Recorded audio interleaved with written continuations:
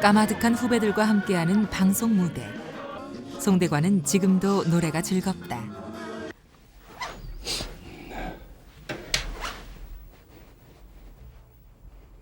남들은 두 서너씩 딸린 스텝 하나 없이 혼자 분장을 하면서 떠올리는 이름 하나가 있다.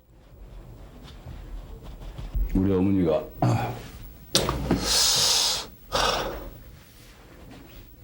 나이 먹어서도 얼굴 다 분바르는 직업이라고 어머니가 웃었을 같은데. 김밥도 없어? 예. 어머니란 이름은 그의 일상의 소소한 순간마다 늘 따라다닌다. 우리 어머니는 내가 이렇게 먹고 있는지도 모르고 내가 잘 먹고 다니는 줄 알게.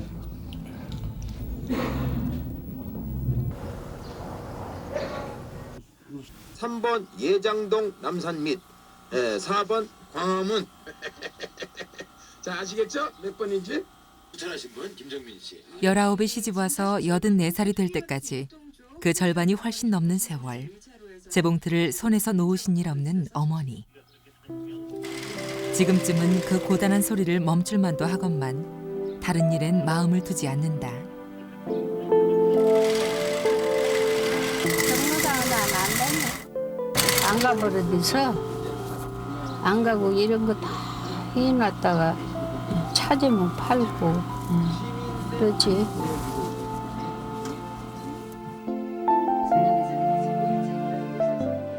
그렇게 재봉틀에 어머니를 뺏겼던 대관은 그래서 늘 어머니가 고팠다. 어려서 아버지를 여의고 몸 기댈 유일한 언덕이었던 어머니. 그 간절함은 강박관념처럼 그를 짓눌렀다. 정읍의 관괴동이라는 동네에서 좀 살았는데 그 옆에가 고아원이 있었어요. 우리가 사는 동네에. 그거를 지날 때마다 쟤들은 부모가 없어서 저기 있다지 그런 생각을 좀 가져봤는데 그렇게 연결해서 생각을 가끔씩 해요. 우리가 어머니가 안 계시면 고아지. 그러면 가면서 고아원에 가나? 뭐 이런 생각도 하면서 굉장히 더 슬픔이 배로 더 많고 그랬죠. 정읍에 이 다리 하나밖에 없었다고. 이게 우리 집이었는데 없어졌어? 송대관이 유년 시절을 보낸 곳. 지금은 흔적뿐인 이곳에 서면 가슴 밑바닥에 가라앉아 있던 기억 하나가 떠오른다. 친구들 이제 집에는 다 부모들이 계시잖아요. 재밌게 막 놀다가 안녕하세요. 안녕하세요. 밥 먹으러 간다. 그러고 가버리면 둥 쪄갖고 나도 집에 가면 이제 누나가 뭐 할 줄 알겠어요. 그 어렸을 때인데 누나가 그 억지로 저녁 식사 준비해가지고 그냥 대충 때우고 사는 거지. 여기에 박쥐가 많이 살았는데 그 기억의 자리에 어머니는 없다. 어머니가 빠진 유년의 기억은 가슴속에 시린 생채기로 남았다. 그렇게 보듬어줄 울타리가 없었던 대관은 소문난 개구쟁이로 그 시절을 보냈다. 괜히 여기서 웬 여학생 쥐불놀이 하다가 얼굴만 찢어놨는 일이 있었는데.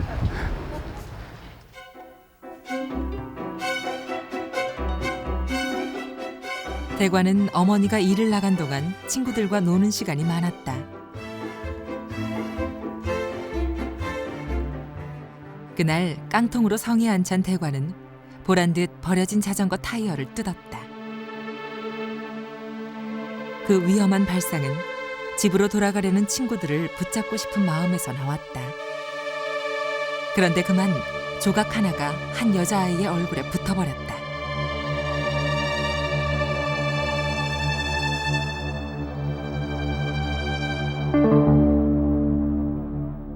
그 아이의 부모에게 호되게 야단을 맞는 동안 그렇게 다리가 후들거린 건 자신도 모르게 난 벌건 상처 때문만은 아니었다. 집에 돌아가도 다독거려줄 어머니가 없는 것. 그것은 공포였다. 잠시 잠이 든 동안 어머니만이 줄 수 있는 따뜻함이 마음의 상처를 어루만져 주었다.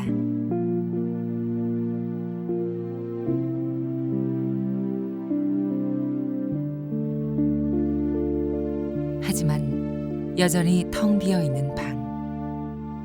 세상 한가운데 덩그러니 홀로인 것 같은 시린 느낌. 집에 가면 뭐 누가 보호해줄 어머니가 안 계시니까 집에 부모가 없고 어머니가 안 계신다는 것은 항상 공포적이에요. 두렵다고. 여기 이렇게 앉아 있는 거야 여기에. 그 말하자면 특히나 나는 어머니를 무지하게 기다렸는데 여기 우리 삼남매가 쫙 앉아갖고 눈이 빠지게 기다리는 거야. 머리에 이미 그림은 그려져 있어. 보통이로 머리에 인 우리 어머니 그림이 머리에 이미 그려져 있고 그런 그림이 나타나는 길을 그렇게 오래 기다렸는데 장터를 떠돌며 바느질 행상을 하신 어머니. 홀로 삼남매를 키우려면 길에서 보내는 시간이 더 많을 수밖에 없었다.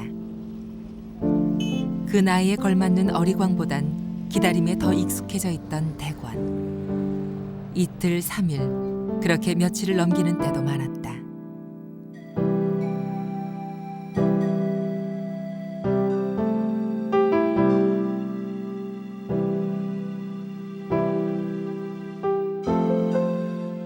초등학교 4학년 때의 일이었다. 그날따라 어머니는 그나마 토막잠도 아낀 채 길 떠나는 채비가 길었다.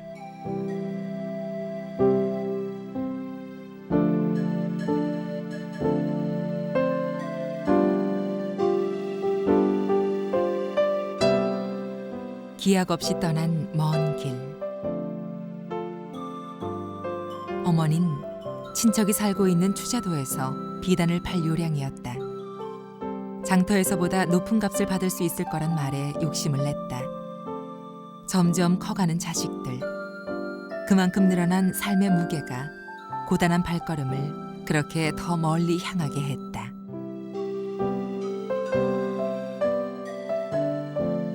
그리고 그 길의 아득한 만큼이나 속절없는 기다림의 시간도 길어져만 갔다. 그렇게 2달이란 시간이 흘렀다.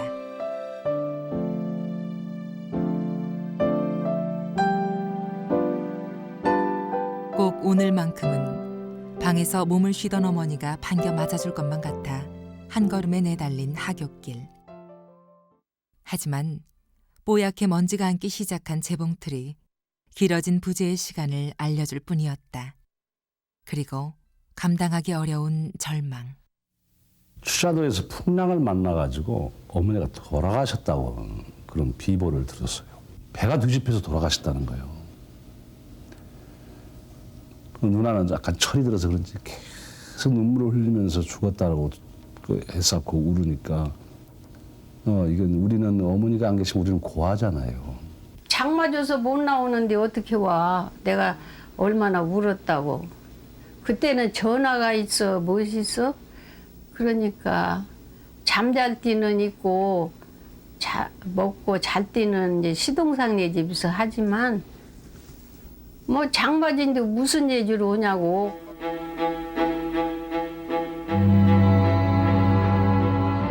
그래도 믿을 수 없어 애타게 기다림을 이어가던 어느 날 어머니를 장터에서 보았다는 소식을 들었다.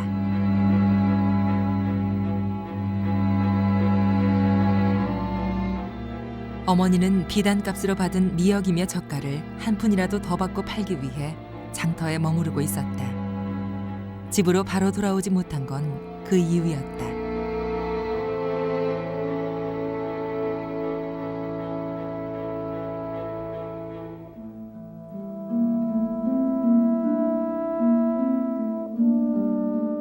죽은 줄 알았던 어머니. 어머니의 품은 그렇게 오래도록 붙잡고 놓고 싶지 않은 그리움이었고 다시 찾은 따뜻한 세상이었다. 모진 풍파에 쪄들어서 오셨는데 막 몸에서 냄새가 막 나고 그냥 정말 거지가 돼서 온 것 같은 그런 차림이었는데 그러나 어머니가 지저분하고 그런 모습이 그런 것이 아니고 그냥 좋아서 막 어머니 뭐 얼굴도 빨고 뭐도 하고 막 쥐어뜯고 만져보고 내 몸도 만져보고 진짜냐 생시냐 뭐 이런 것도 이런 저런 현실감 때문에 근데 진짜 살아 돌아오셨어요.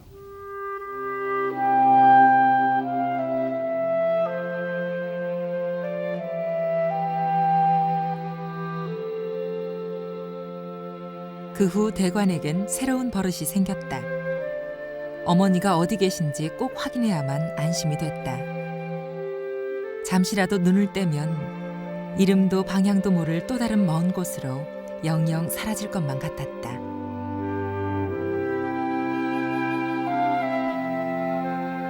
어머니가 없으면 고아라는 생각이 절실해지던 그 무렵, 이전엔 본 적이 없는 광경을 목격했다. 자식들에게 위장병을 감추고 계셨던 어머니.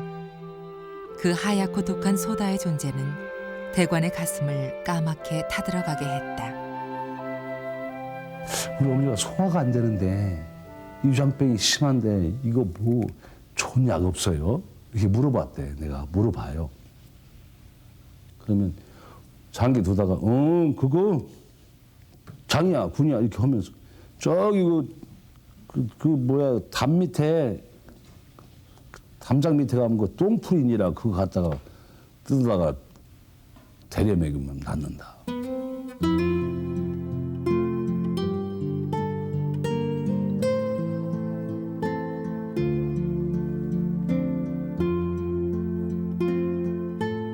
동네 어른들이 지나가듯 던진 말에 희망을 품고 몰래 비상식량을 준비하는 대관의 마음은 사뭇 비장했다.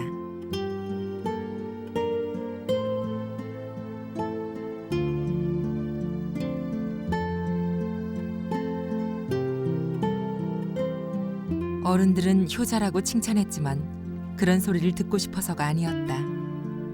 그건 자기 자신을 지키기 위함이었다.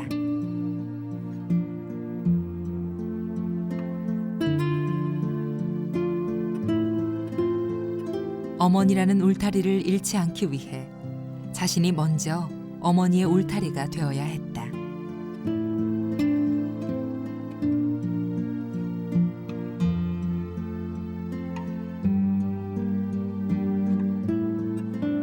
살가운 어머니의 정도, 모진 채찍질조차도 받은 적 없지만 대관은 그렇게 스스로 어른이 되어야 했다. 기분상으로 그런지 몰라도 그 다음 날은 좀 괜찮다고 그래요. 그럼 뭐 좋아가지고 막 다 나슴냥하고 가만히 보면 또 붕어가 좀 이게 아프다가도 이렇게 흔드는 것처럼 또 한 이틀 있으니까 또 똑같아.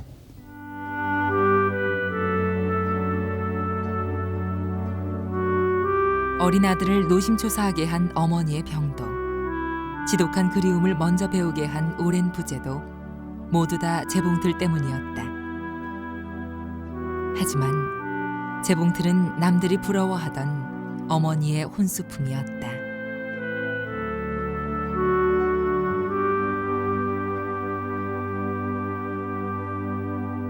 야,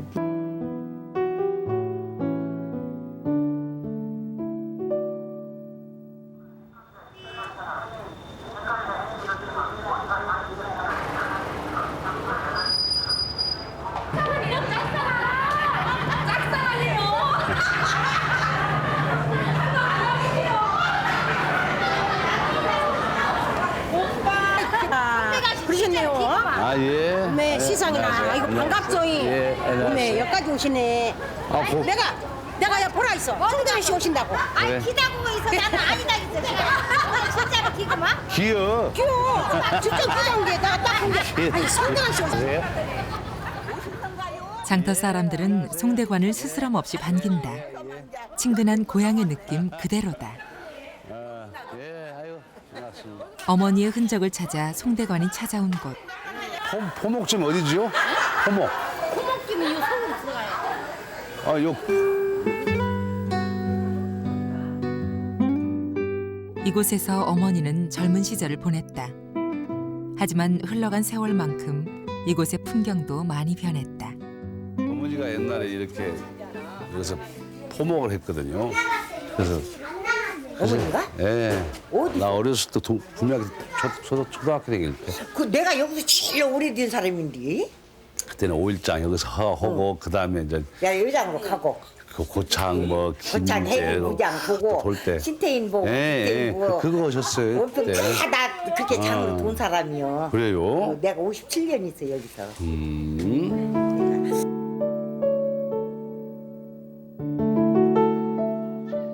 어쩌면 어머니와 어느 장터에서 만났을지도 모를 할머니. 우리 어머니는 몸이 겁나게 아파버렸어요. 그러니까 이렇게 많이 아파. 골병 들었어. 이게 5일장 댕기다 본 게. 나는 꿀렁이라는 말도 모르고 그리고 내 손이에요. 예. 주름지고 꼬부라진 할머니의 손마디에서 아련히 그 시절의 어머니를 느낀다.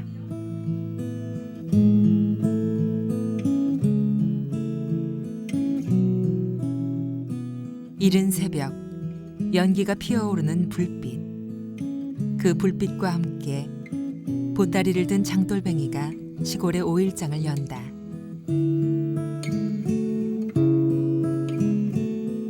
서른 늦은 나이에 처음 장에 나서야만 했던 어머니. 손놀림이 날렵해지는 데엔 시간이 걸렸다.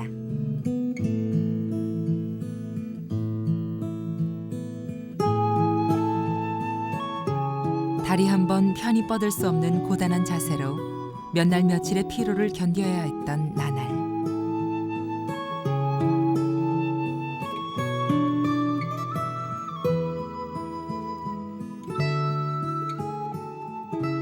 자식을 먹여 살려야 한다는 생각밖에 없던 어머닌 그렇게 길 위에서 늙어갔다.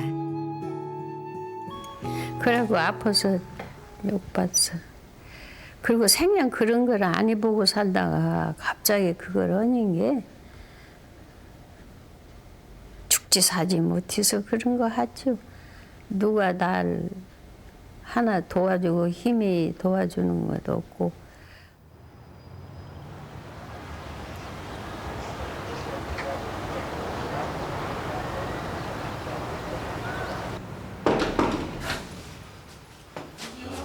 예, 전다 부모님. 아이고. 안녕하세요. 어? 김보상네 고문의 집에 나와. 아유, 지금 건강이랑 그대로 유지하지. 예.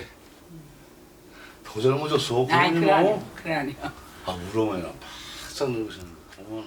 어머니의 손아래 시누이인 송대관의 고모는 어머니와 한 동네에서 나고 자랐고 출가 전까지 송대관의 부모와 함께 살았다. 누가 전화번호 써줘야지. 많이 고모의 기억 속 어머닌 송대관이 알고 있는 당신의 삶과는 전혀 다른 모습이다. 나는 말로만 들었어. 어머니가 처녀 때 뭐 그렇게 인기가 좋았다는 둥 아니면 뭐 탐내는 사람이 많았다는 둥 뭐. 인물은 괜찮았어 어머니? 보면 알지. 아 그때 당시에 처녀 때는. 초녀 때 인물 좋아서 그냥 타인 청년들이 못하게 그래서 네 아버지가 용하게 그냥 중매를 서가 걔를 찍었어. 이쁜 얼굴이 넌 엄마가 키가 좀 조금.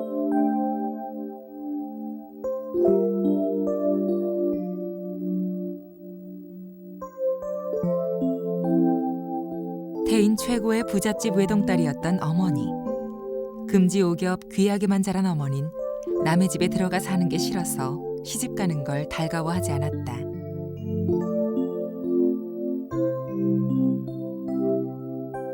그에 못지않은 갑부집 아들이었던 아버진 일본 유학 중인 학생이었다. 잠시 고향에 다니러 왔을 때 어머니 쪽 집안 어른이 중신을 섰다. 한 동네에 살면서도 남녀가 서로 눈여겨보는 일은 어려웠던 시절이었다.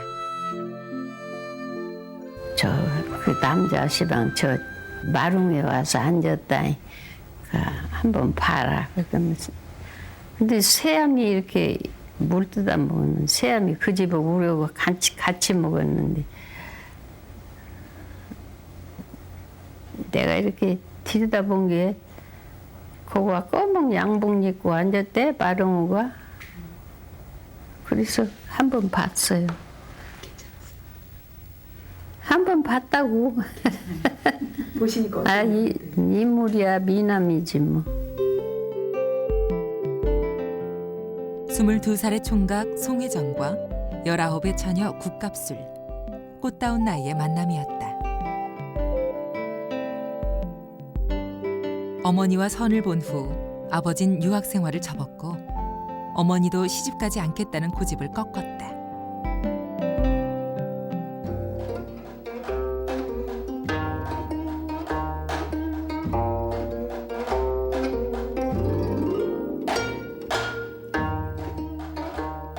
(1938년) 가을 태인 일대를 떠들썩하게 했던 성대한 혼례식. 그날 어머닌 수줍디 수줍은 신부였다.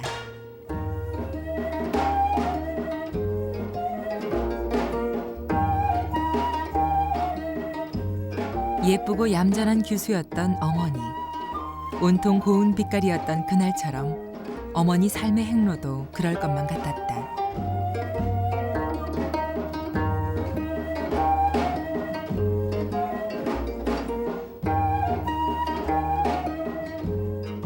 친정에서 마련한 화려한 혼수품 중엔 평생을 입고도 남을 한복 수십 벌이 있었다.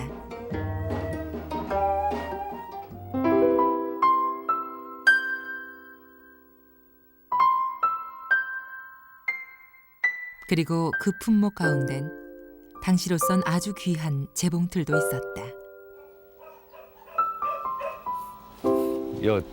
여기 떡방간하고 기름 짜고 그거는 이대로 있는데 그제 여기 그 같기도 하고 그런 생각 들고요. 여건 그 전에 진부제 집자리고. 자 짐작집이야. 그럼 저 그리고 밑에고만. 여기가 육립동네 가면 있고. 요 집도 새로 들어섰구만. 고모의 기억을 빌려 자신이 태어난 생가를 찾아 나섰지만 희미한 기억만이 더듬어질 뿐이다. 이 집은 기억이 이렇게 나고. 예. 기억이 나는데 이 집이 들어서 한 채가 여러 채가 이렇게 세 채가 있었는데 없어 나머지 집들은. 태어나 5년 남짓을 산 집이지만 이렇게 찾아 나선 건 처음이다. 아쉬운 발걸음을 돌렸다. 경상도 내가 와서 하고 그랬는데 우리 어머니 아버지는 결혼하고 나서 금술은 좋았어요? 재미있게 살았어. 재밌게 살았어? 말하자면 그때 온양온천 간 사람은 아무도 없어. 근데 아버지만 온양온천 신혼여행 갔다 왔거든. 아 신혼여행을 이제 여가가 친정 아버지가 잘 사니까 신혼여행도 보내고 그랬어.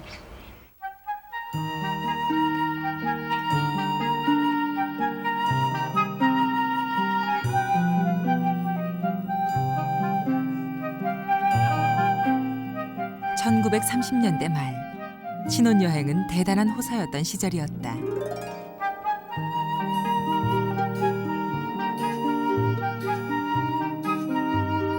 멋쟁이였지만 애정 표현엔 서툴렀던 아버지. 그리고 수줍음 많은 새색시였던 어머니.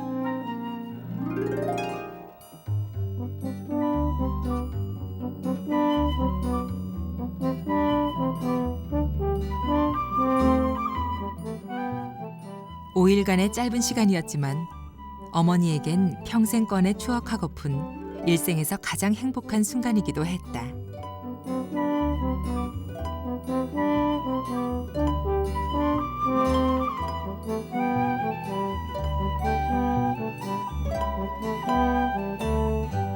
그 후로 10년.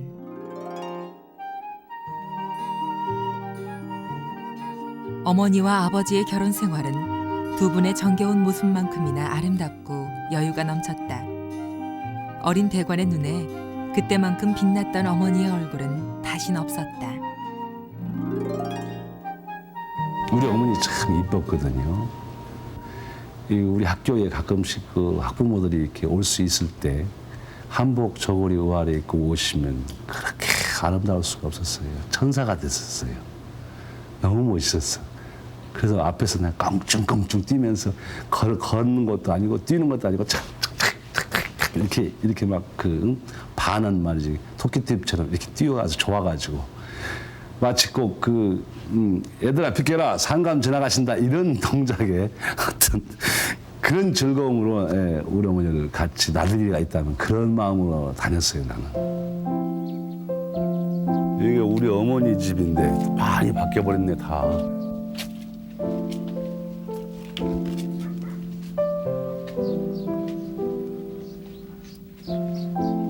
집 모형은 그대로인데 집 자체가 다 바뀌어 버렸는데 이게 굉장히 이 토방이 있어가지고 이게 어머니의 생가를 찾아 곳곳마다 드문드문 남은 자취들을 돌아봤다. 어쩐 일인지 송대관은 자신이 태어난 집보다 더 선명하게 이곳을 기억한다. 여기서 사람이 쓰면 우리는 저 위에 문지방이 저만큼 높아가고 마루가 저만큼 높아서 이 사람 한 줄이 밑인데 이렇게 올라서 있는 집인데 집은 흔적 없이 바뀌어 버렸네요. 개조를 했구만. 그냥 오래된 집이니까 바뀔 수밖에 없겠지. 그때 그러면 어머니랑 같이 이렇게 있던 방은 어디쯤이었었어요? 어머니 또 계시고 그랬던 거. 저쪽 방이죠. 저쪽 이제 출가 애인이가 저쪽 끝방 쓰시고 여기는 할머니 할아버지 계셨고. 출가 외인은 남이었던 시절 자식들까지 데리고 이곳 외가에서 1년이란 세월을 살았다. 대체 무슨 이유에서였을까?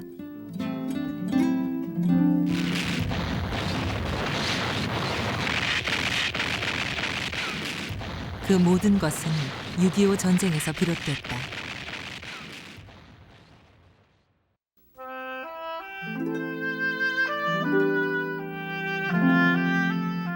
사상운동을 하던 아버지가 먼저 몸을 피해야 했다. 남은 식구들은 일단 근처 친척집에 머물기로 했다. 위험한 상황만 지나면 다시 만나기로 한 약속. 하지만 시간이 흐를수록 그 약속은 기약 없는 기다림이 됐다.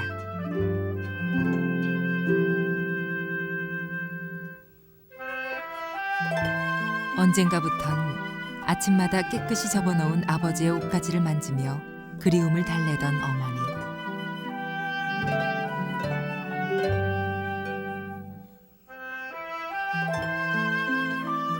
하지만 그 부질없는 몸짓도 그만두어야 했다. 아버지가 떠난 후 2년 만의 일이었다. 네 남편은 죽었으니 생각지도 마라 그러더라고. 나는 저 피난 가서 있는데 우리 종조 할머니의 집이가 어디 나무집에 가서 눈물 흘리고 앉았으면 좋다고 해요. 그 집 화장실에 가서 울었어. 그것도 그 할머니가 나간 후에 앉아서 내 일생을 생각한 게 기가 막히고 그래서 그 할머니 어디 동네 나간 뒤에 마실 가가 없는데 나 혼자 화장실에 가서 울고 앉았었다고.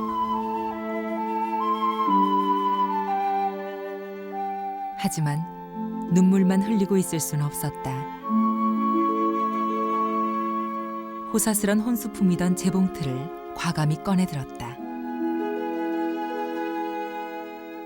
어머니의 운명은 그렇게 바뀌었다.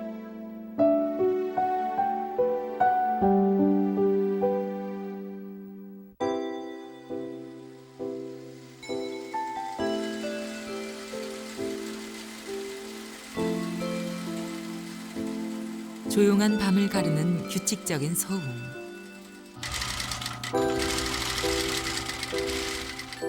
어머니의 분신 같은 재봉틀 소리다. 송대관의 어머니는 습관처럼 손에서 일을 놓지 못한다. 일을 팽개쳐선 안 되는 시절이 있었기 때문일까. 항상 헉헉거리는 생활이 연속됐기 때문에 하루도 쉬지 않고 계속해서 아마 일을 하신 걸로. 적어도 일을 못 나가면 집에서 바느질 틀로 손 바느질 이렇게 재봉틀을 돌리면서 또 바느질을 하고 밤에도 내일 꼭 맞춰주라는 뭐 혼숙감이라고 밤 꼬박 새면서 바느질을 해가지고 그 다음날 새벽장으로 달려가는 거.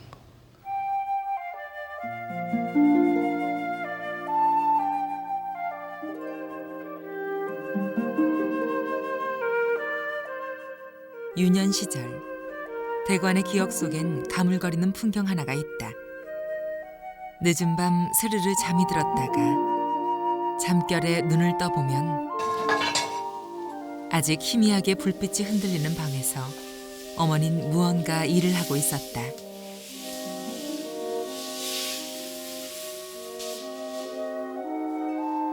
곧 다시 잠에 빠져들고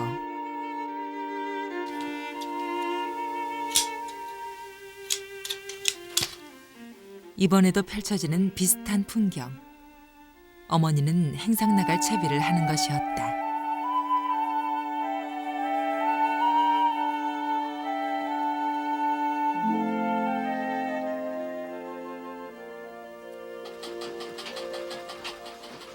다시 익숙한 어떤 소리에 떠진 눈. 이번엔 재봉틀이다. 어머니의 불면의 밤은 그렇게 끝이 없는 것 같았다.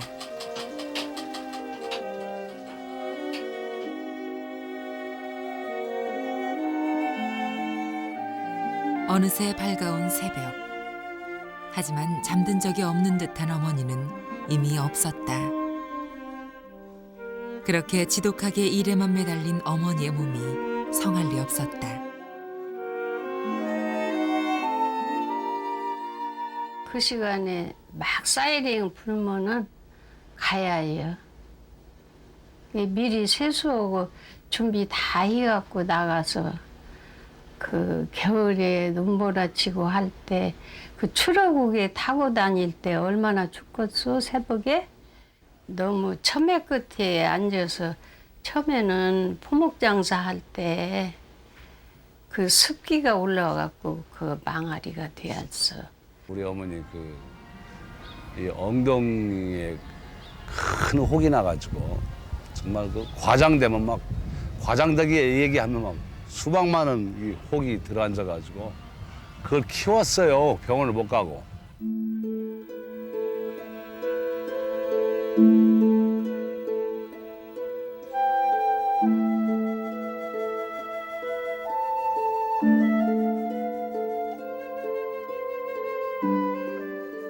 대관이 초등학교에 들어갈 무렵부터 어머니는 항상 왼쪽 다리가 아팠다.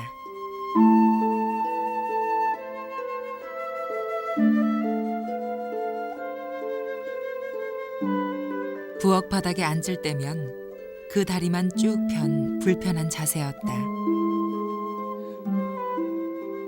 그 탓에 늘 모로 누워 잠들어야만 했던 어머니.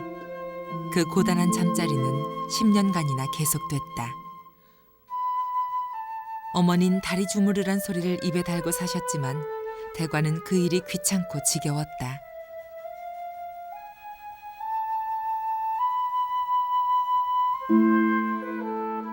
어머니가 잠든 걸 확인하고 나면 슬그머니 그만두곤 했다.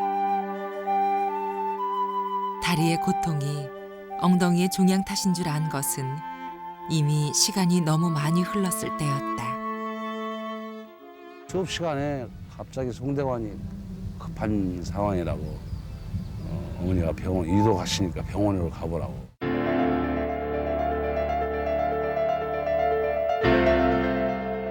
단지 검사를 받으러 간 줄 알았는데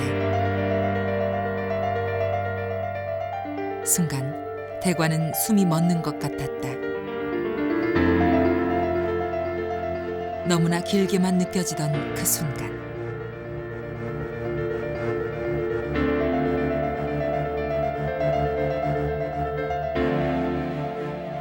어머닌 대수술을 받아야만 했다. 시간이 좀 더 지났으면 다리까지 못 쓰게 될 상황이었다.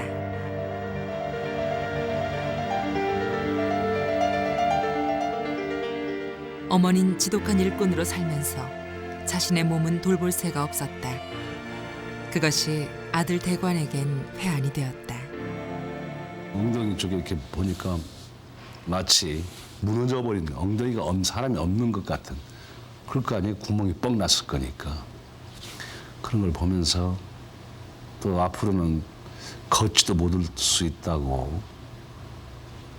그래서 그 얘기를 듣고 참 어머니하고 저거 부둥켜 안고 눈물도 많이 흘렸어요. 아, 물론 울었겠지. 그나마 저기도 없었잖아. 입원실이 없어갖고 사람들이 만원이어서 복도에가 누웠었다고. 근데 그 일이 그렇게 안 잊혀지고 집이 들어간 게 쓸쓸하고 누가 나 하나 도와줄 사람 하나 없고 정말 서럽게 우리 부모 돌아가신 것 같이 울었어.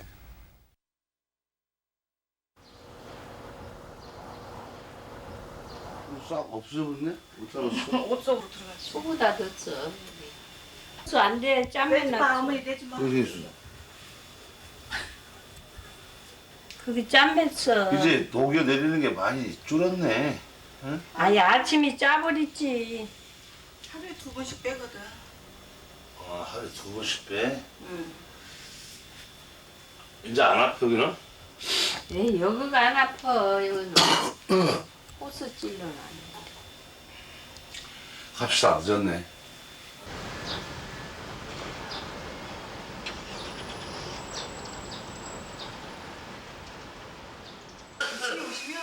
어머닌 지금도 병을 달고 사신다. 보호자는 못 들어오세요.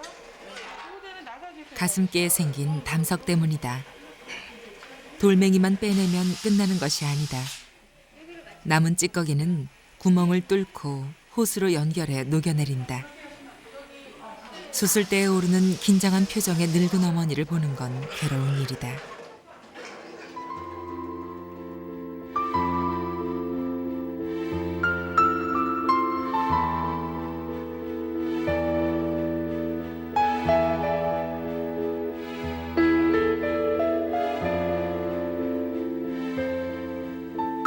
지난 수술 때의 고통이 생각나는지 질끈 눈을 감는다. 반 안에 있는 나무들 길을 만드는 걸 통해서 내시경을 해가지고 이걸 뽑았거든요. 아, 예. 뭐 대부분은 뽑은 거 환약 같은 돌. 이런 걸 뽑으면서 어떤 마음의 응어리가 몸속에 딱딱한 돌로 맺힌 것일까. 아, 주문 뺐대요. 그래? 다음 주에 뺀다고. 조그만 거 끼워준다 했는데? 요거 뭐 힘써 무슨 아니야, 붕대만 붙였어. 얼굴이 벌거노네. 놀래갖고. 나 왜 그렇게 얼굴이 벌고. 나 긴장을 먹으려. 아유 말인 게 그러지 그냥. 어젯밤에 잠이 안 와. 무서워서? 먼저 잠에 이렇게 칼로 찢어가지고 해놔서 아유 또 그거 뺀다고 아프면 어쩌까지. 그러니까 어머니가 담석 수술을 한 건 이번이 처음이 아니다. 30여 년 전 어머니는 이미 그 병을 앓고 계셨다. 송대관에겐 다시 돌이키고 싶지 않은 참담한 시절이었다.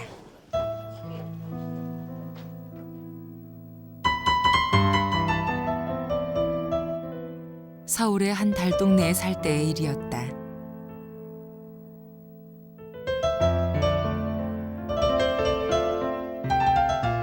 (70년대) 초 초라한 무명 가수였던 송대관은 그날도 밤업소 일을 마치고 지친 발걸음을 집으로 옮기고 있었다.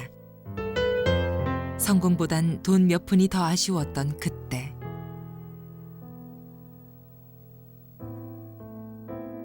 대관은 그만 가슴이 철렁 내려앉았다. 벽에 묻은 벌건 핏자국. 얼마나 아팠으면 당신의 손끝이 이 벽에 핏자국이 벌겋게 묻더라고요. 뜯으면서. 그런 고통이 따르는데 그걸 보고 어느 자식이 들쳐갖고 병원에 가서 치료를 받아야 할 판인데 뭐 아무것도 없잖아요.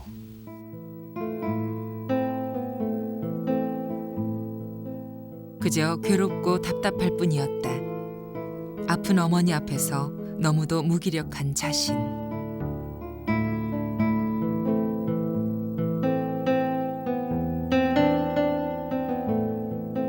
이렇게 잠 못 이루던 어느 날 새벽, 송대관은 어머니의 신음소리를 들으며 어머니께 사죄하는 심정으로 노래 가사를 썼다.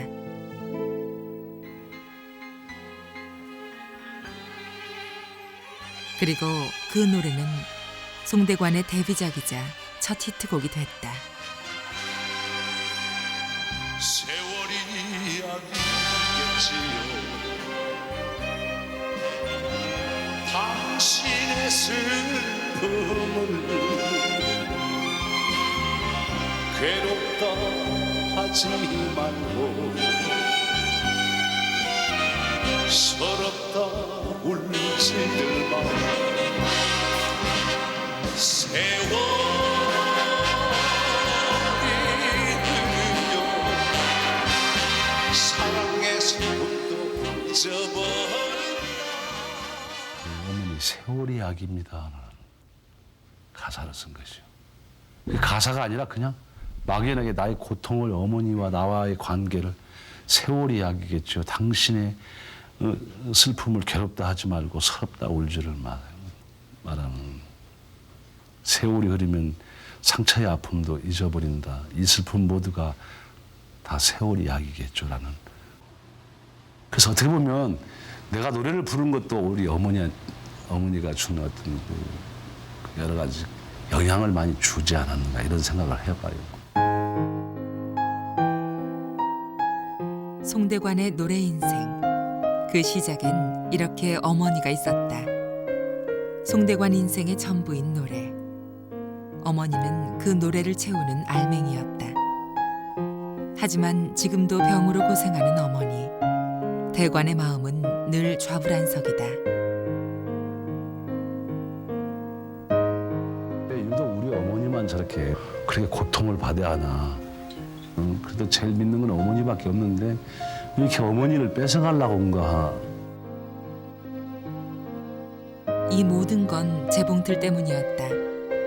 자식을 먹여 살리기 위해 잡은 재봉틀. 하지만 그 고단한 노동이 병을 키웠다. 그래도 어머닌 지금도 재봉틀을 버리지 못한다. 송대관은 이 재봉틀이 원망스럽다. 뭐가 모자라 저걸 하시는지. 정말 내가 저걸 몇 번 가서 때려 부시려고 재봉틀을 때려 부시려고 갔다가도 우리 어머니 표정이 막 그것만은 막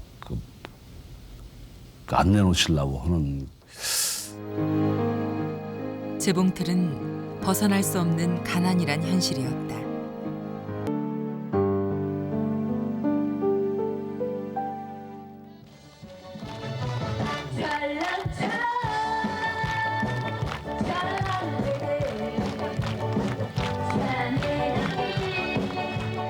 전라남도 장흥에서 열린 전국 노래자랑.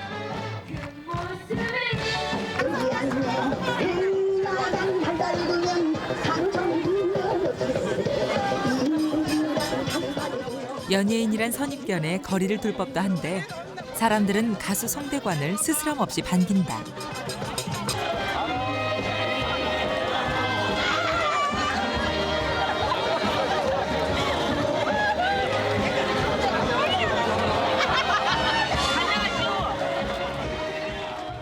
중장년층 팬들의 절대적인 지지는 여느 신세대 스타가 부럽지 않을 정도다.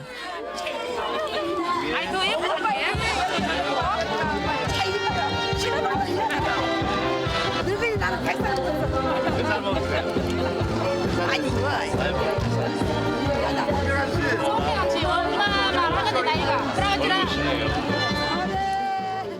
할머니 팬을 만날 때마다 송대관은 그 주름진 손을 쉽게 놓지 못한다.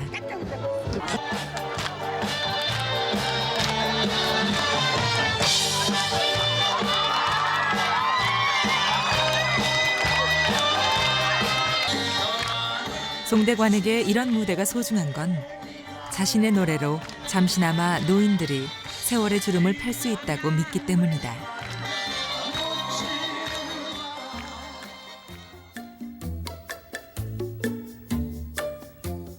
송대관은 노인들을 위한 자리를 자주 마련하는 가수로 소문나 있다. 그곳에서 그는 수많은 자신의 어머니와 만난다. 송대관이 가수로서의 꿈을 키운 건 어머니로 상징되는 참담한 가난으로부터 도망치기 위해서였다. 톱 가수가 된 지금 그 일이 가장 큰 회한으로 남아있다.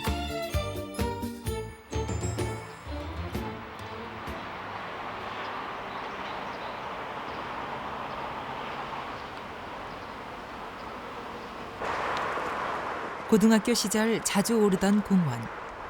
그에겐 각별한 의미가 있는 곳이다.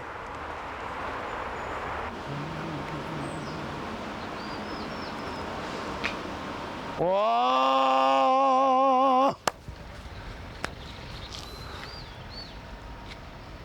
여기서 내가 소리를 한번 내지르면 전주 시내가 다 찌렁찌렁 울렸으니까. 어?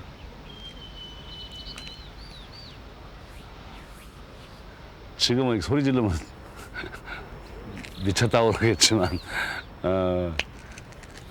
학창 시절, 소년 시절 이게 여기가 내 고독하면서도 또 가장 반겨주는 곳이 이곳이었고 이곳이 내 그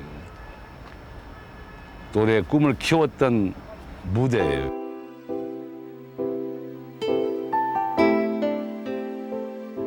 학창 시절 대관의 유일한 즐거움은 노래였다. 초등학교 때부터 보였던 소질은 시간이 지날수록 열망으로 커졌고 어느덧 그 열망이 꿈이 되었다. 그 꿈은 대관의 답답한 현실을 견디게 하는 유일한 빛이기도 했다.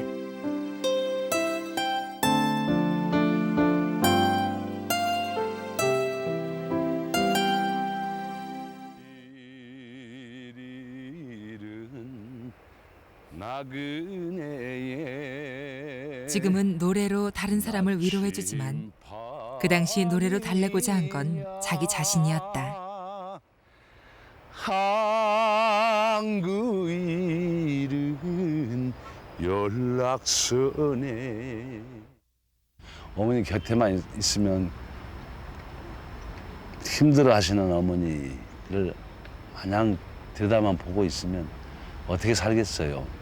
그러니까 답답한 그 심정을 털어버리기, 후를 털어버리기 위해서 이곳을 자주 찾았을 겁니다. 누가 어느 젊은이가 공원에만 와서 이렇게 외롭게 서서 소리를 지르겠어요. 갑갑한 것이 가정에서 시작된 그 갑갑한 것을 여기 와서 털어버린 거예요, 내가 내 나름대로.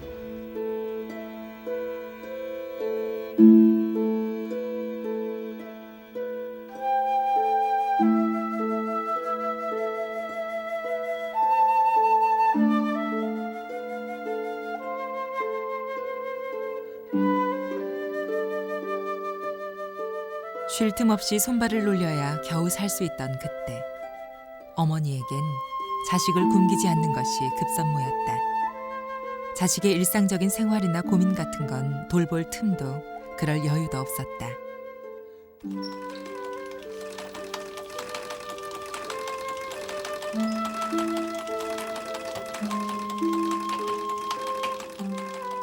그래서 어머닌 아들이 노래를 제법 잘하는 아이인 건 알았지만 가수가 아들의 꿈이란 건 눈치채지 못했다. 속 썩인 적 없는 아들을 그저 믿고 지낸 것이다. 돌아다니면서 돈 번이라고 뭐 아들 옆에가 앉아서 뭐 남편이 있어야 무엇이라도 의지라도 하고 사는데 남편이 없는 이상에 자식들고 벌어먹고 살기도 힘들었다고. 근데 뭐 학교 가는 것까지 내가 언제 신경 쓸 시간이 없었어. 지가 알아서 다 했지. 그게 원래는 우리 아들이 착했어. 엄마 속색이 주고 그런 건 한 번도 없었다고.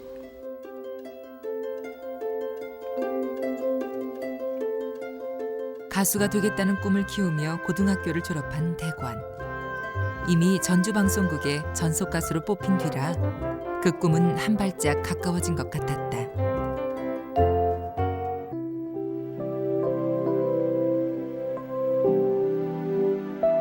더 넓은 세상으로 나가야 했다. 하지만 어머니가 걸렸다. 많은 고민을 했죠. 과연 쉽게 이야기하면 이제 집안의 장남이고 또 어머니가 그렇게 능력이 없는 상황이 있었고 그래서 가수를 그만두냐 가수로 가야 하냐 하는 그런 참 그 기로에 서서 고민을 많이 했죠. 그러나 나 자신을 가수를 포기하려고 마음을 가져보면 도저히 거기에 대해서는 내 스스로 그것을 답을 얻지 못했어요. 가수를 포기할 수만은 없었어요.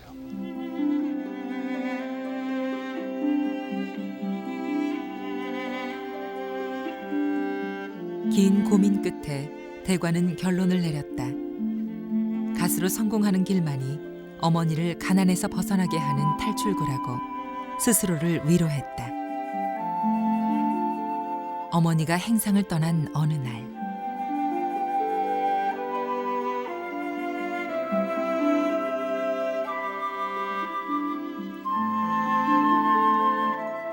단 한숨도 못 자며 뒤척이던 그날 밤 대관은 집을 떠났다.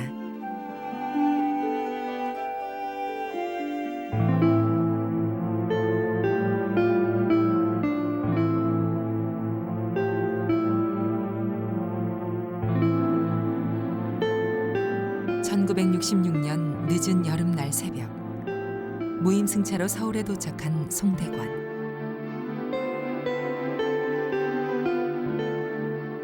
달랑 동전 몇 개, 초라한 차림새에 낡은 신발이 전부였다.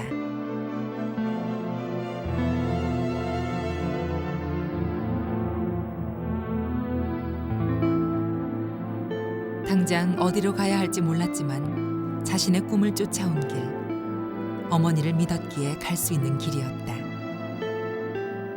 절대 우리 어머니는 내가 없다고 해서 굶어 죽거나 좌절하거나 밖으로 나앉을 어머니는 아니에요. 절대. 그리고 그분이 가지고 있는 어떤 능력, 어떤 우리 어머니의 뭐라고 그럴까, 참 믿음 같은 거 있잖아요. 우리 어머니는 우리 가정을 이끌 수 있는 어느 정도 최소한의 어떤 능력은 있다는 것을 간접적으로 저는 느끼고 있어요.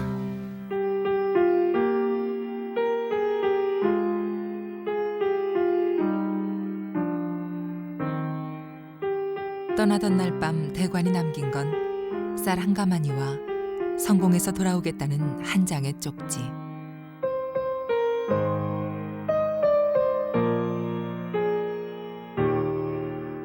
섭섭했죠. 말로는 하겠죠. 섭섭했지. 그것이 벌어서 사느라시피 했는데 관계로 물론 눈물도 흘리고 간두여 뭐 내가 붙잡을래야 붙잡을 능력도 없고 돈이 없으니까 그 우두거니 아들만 바라보고 앉았지를 못해. 뭐라도 해야지. 그리고 한 푼이라도 더 내가 노력해서 벌어야 아들도 좀 나서지고 그러지.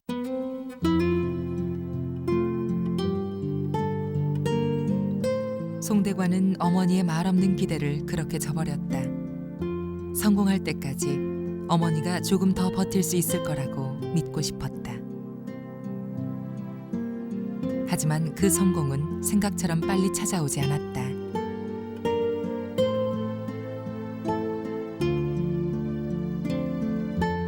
같은 소속사 동료가 톱가수로 성큼 앞서가는 동안에도 대관은 여전히 무명 가수였다.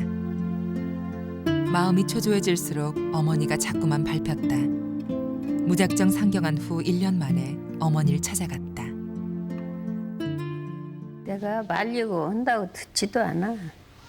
처음에 못 가게 했다고. 간다고 해서.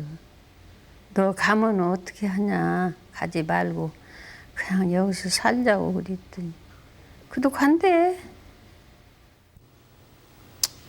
그러면서 돌아섰을 때도 그러면서 돌아서는데 우리 어머니의 흐느낌이 나를 참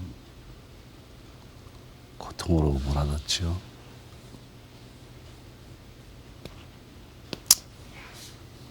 나의 어머니는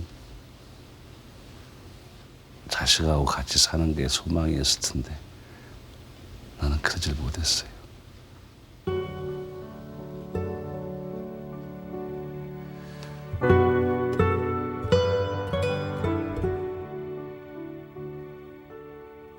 생각보다 나약한 어머니의 모습에 대관도 흔들릴 것 같았다. 그를 버티게 한 것은 그래도 뒤로 물러설 수 없다는 절박함이었다. 약해졌던 마음을 다잡아야 했다. 하지만 마음 한켠엔 어머니의 눈물 자욱이 늘 번져 있었다.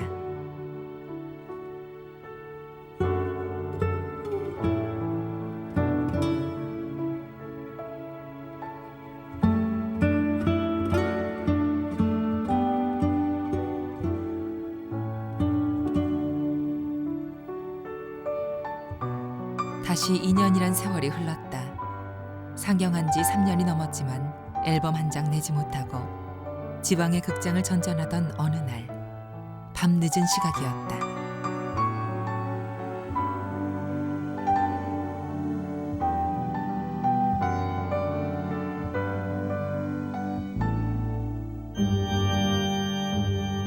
고향집에서 날아온 전보. 그것은 아들을 부르는 어머니의 절박한 목소리였다.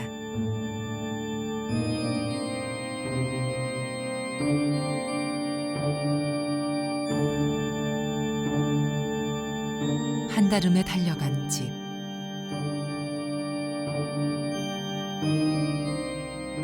어머니의 재봉틀은 이미 돌아가지 않고 있었다. 대신 짙은 죽음의 그림자만이 멈춰진 재봉틀 위에 드리워져 있었다.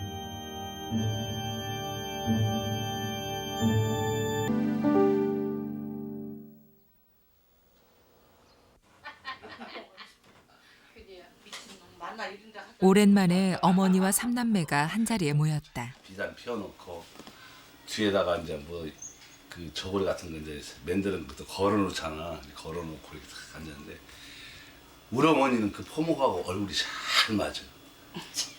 최고로 이뻐. 그거 앉았으면. 다른 아줌마들은 좀 이거 그런데 얼굴이 안 받쳐주는데 우리 어머니는 그거 앉았으면 꽃이야. 정말 이뻤어. 그거 앉았을 때. 그때는 참 어울리는데 아이고 고생을 하고 밀고 댕기고 끌고 댕기고 그것도 무슨 뭐 엄마는 황달이 여러 번 왔었어요. 황달이.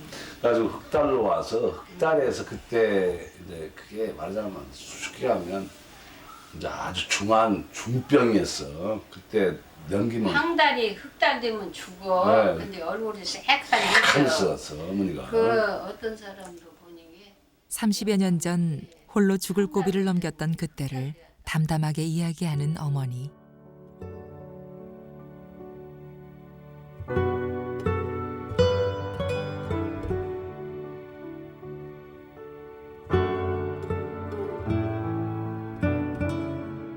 어머니를 남겨두고 상경한 지 3년째. 여전히 초라한 무명 가수 생활을 벗어나지 못하고 있을 때였다.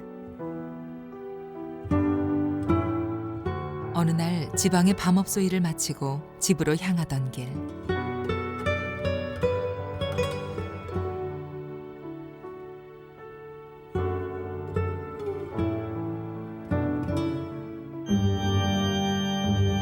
고향집으로부터의 급한 전갈. 어머니가 아들을 절박하게 부르고 있었다.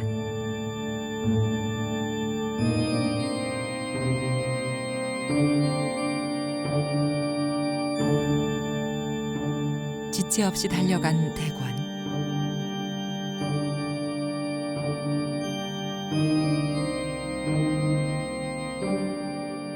담석증으로 인해 간까지 나빠져 이미 얼굴이 죽은 사람의 낯빛으로 변한 상태. 더 이상 어머니를 그대로 방치해둘 순 없었다. 내가 무슨 되는 것도 없었고 그렇게 특별히 무슨 뭐 유명한 가수가 되지도 않았는데 서울에 가자고 그래서 가야 뭐 뾰족한 수가 있냐고 좀 망설이고 주저했죠. 어머니는 안 오시려고. 근데 내가 그냥 이렇게 놔두기에는 정말 안 될 것 같아서 모시고 서울로 강제로 모셔오다시피 했죠.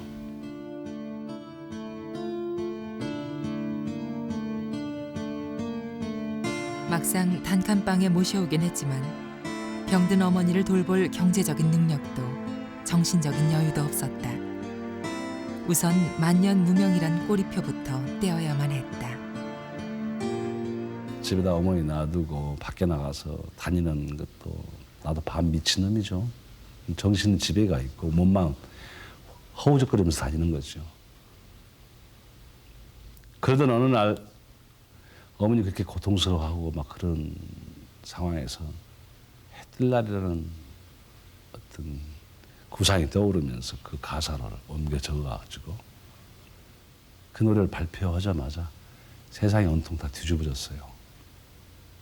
그게 무슨 이야기냐면 우리 어머니의 고통, 여러 가지 나의 그 어려운 이 내 생활 여건들 막 이런 것들이 이제 한테 어우러져서 그 잘 쓰지는 못하는 글이지만은 거기에 나의 마음을 정확하게 다 표현하는 걸 다 써놨어요.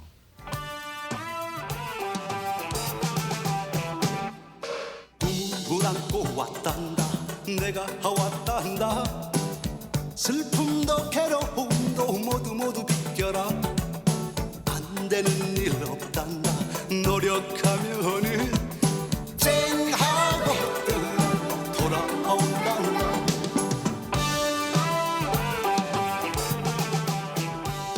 그렇게 삶에 지칠 대로 지친 자신의 고통을 절규하듯 썼던 그 노래는 공전의 대히트곡이 됐다. 청운의 꿈을 안고 서울역에 도착한 후 10년 만에 보는 눈부신 햇빛이었다. 스타가 되었다는 사실이 도무지 믿기질 않았다. 그때가 송대관의 생애 가장 행복했던 순간이기도 했다. 무슨 그렇지 누가 아휴 가지고 그때 참 수입이 좋아갖고야 우리 방에 캐비넷 있었어. 이불 넣는 거. 거기에 현찰로 돈을 가득 넣어갖고 이불을 내가 거기다 못 넣었다고. 거기다 가득 돈을 넣어갖고 어머니 보고 어머니 하루는 우리 돈에 얼마나 굶주렸어. 그러니까 오늘 원 없이 돈을 한번 깔고 잡아봅시다. 그래갖고 바닥에다 돈을 꽉꽉 이중으로 내가 깔았다고. 10,000원 다발을 이렇게 이중으로 약간 쫙 깔고 한번 누워서 잡았는데 야 냄새 더럽게 많이 나더만. 그렇게 돈 소원풀이를 한번 해본다고 그래봤는데 그렇게 한을 풀고자 했던 모자. 그러나 어머닌 그 일을 그냥 웃어넘기지 못한다. 그 무렵 또 다른 죽음의 그림자가 찾아왔기 때문이다. 지방 공연을 갔는데 어머니가 쓰러져서 병원에 입원됐다는 소리를 듣고 서울로 쫓아 올라와 보니까 서울 한양대학병원 중환자실에서 내 동생 울면서 카운트다운 하고 있더라고. 살런지 죽을런지 뭐. 그거 모르겠다고 하면서 뭐 너무 늦었다 한다고 뭐 쓸개도 떼어냈고 뭐 또 어쩌고 했다는데 뭐 이런 그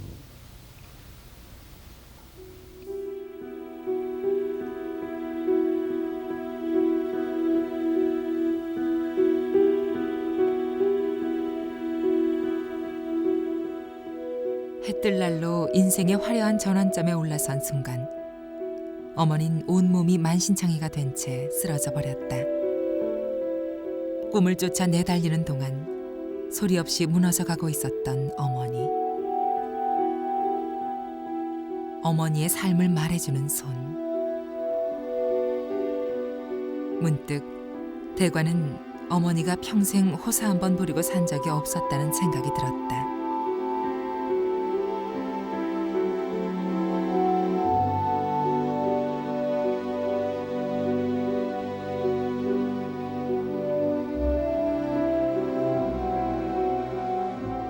그 길로 사들고 들어온 값비싸고 번쩍이는 사치품 하나.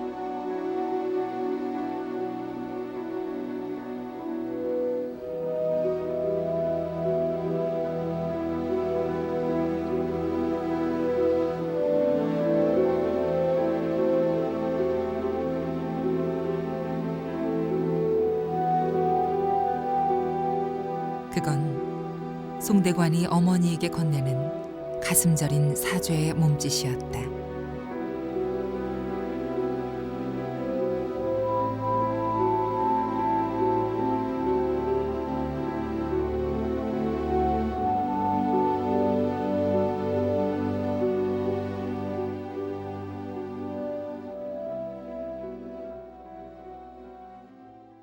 뭐냐 언니? 이거? 예. 우리 친구들 갖다 줘. 또 바지? 아이고 또 제철 돌아왔구만. 참말로 입을 때 돌아왔잖아 지금. 응? 이거 친구들 준다고? 응. 이거 참 시원하긴 하더라. 응? 시원해. 아따 이 역시 어머니 솜씨는 참 여전히 살아있네. 여기다 무슨 레스를 왜 달어? 그래야 이쁘지. 야.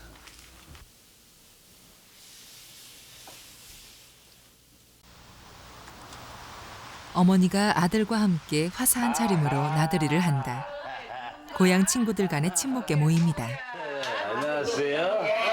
아이고, 앉아 계세요. 애관씨가 열다 오니. 우리 어머니 건강해져갖고 앉아, 이리 와. 여기 있는 거 돌을 싹 빼내버렸잖아요 지금. 아들 자기 그런데 공장 빼버렸어. 네? 욕박을 빼버렸어. 네, 싹 빼버렸어. 예, 욕박 있어, 앞에 있어. 얼굴에 속 빠져. 나만 가는 기도 안 먹고. 그러니까 다 먹고. 담석 수술 탓에 몇 달 만에 참석해서인지 만남이 더 반가운 듯. 어머니 얼굴이 모처럼 환하다. 돈도라고 안 해요. 아니, 우리 어머니가 팔라고 만드는 거 상수에 이거 갖고 오셨디야. 부를까? 아따가 줘. 아이고. 잊어봐지 이렇게 나오네. 아이고 이거 빨리빨리 올해도 팔까 봐서 갖고 나와서 얼른 너무 놀아드리려고. 고맙게 입을게요. 작년에 본지 텔레비에서 지난해만 해도 어머니는 손수 만든 옷을 시장에 나가 팔아서 아들의 마음을 상하게 했다. 아직도 돈에 맺힌 한이 다 풀리지 않은 걸까? 언제 앉았어 그거? 안 먹었어. 오면 300원짜리 바로 사갖고 가는데. 그래요 해놔야지. 해놓고서 오만 농가 하나 하나 사가지고 가게 넣고 해야지. 팔아. 아까 그러면은 안 먹었어? 사러 오면 하나 얼른 주고 한 시간 또 넘었어. 뭐 5개 사는 사람도 있고. 그래. 부를까? 아따가 줘. 아이고. 돈이 좋지 그러면 나쁜 게 어디 있어? 돈같이 중요한 것이 어디 있냐고. 시집 올 때는 호강스럽게 살고 무엇이 그리운 것이 없이 살았어 이 딸로. 근데 시집 와서 남편 죽고 남서 붙으면은 형제간도 윤기도 다 없어지더라고. 그래 않는 사람은 안 하지만 세상을 그냥 시집이다고 큰 집이다고 한 번이나 가면은 눈치 보이고 그러면서부터 내가 다시는 안 가고 보따리 장시를 했다고. 돈을 벌어야 돼. 응, 돈이 최고다.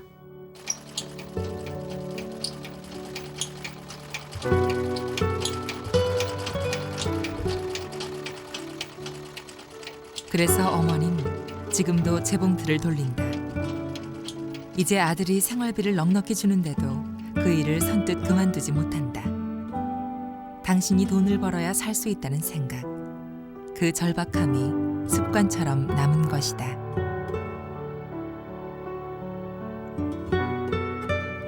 당신이 번 돈, 그 돈이라야 온전히 당신이 원하는 일에 쓸 수 있다. 간간히 성당에 나가 어려운 사람을 돕는 일에도 직접 번 돈을 썼던 어머니다.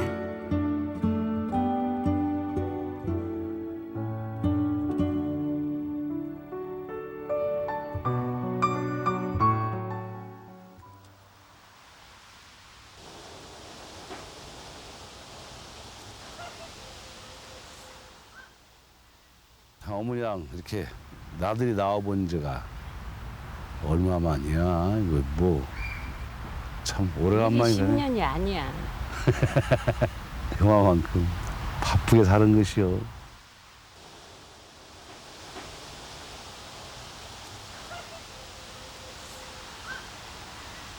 어머니 노래 뭔 노래를 제일 좋아해?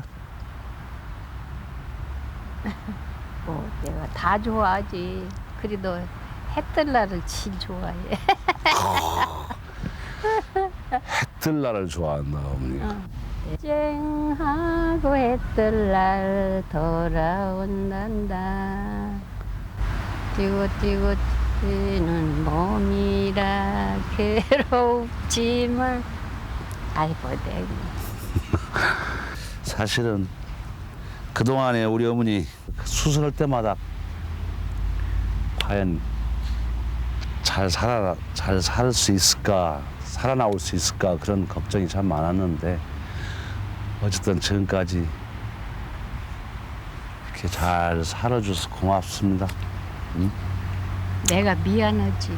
무슨 미안한 자식한테 당당하게 어머니 몫을 찾는 것이지 뭐 미안한 생각을 해. 그것도 한두 번이지.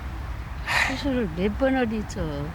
그래도 이때까지 80 몇 살이 되더라까지 이렇게 잘 살아준 게 나는 그게 고마운 거야. 응? 미안해.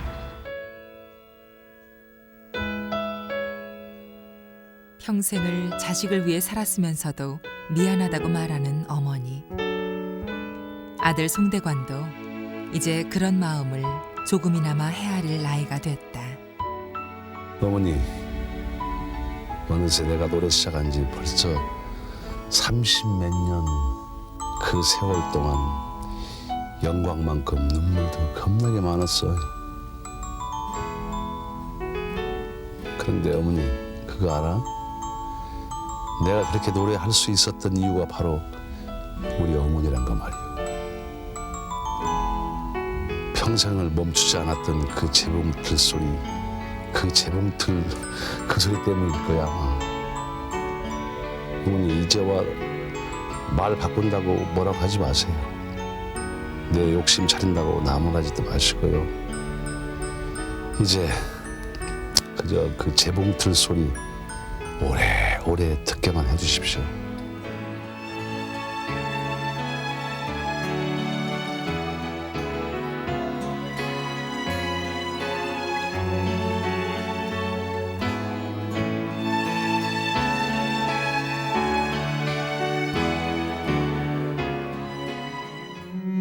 모든 사람이 반대하더라고요. 근데 유일하게 우리 어머니만 칭찬하시면서 그래야지 내 아들답다. 하나님의 종이 그렇게 편하게.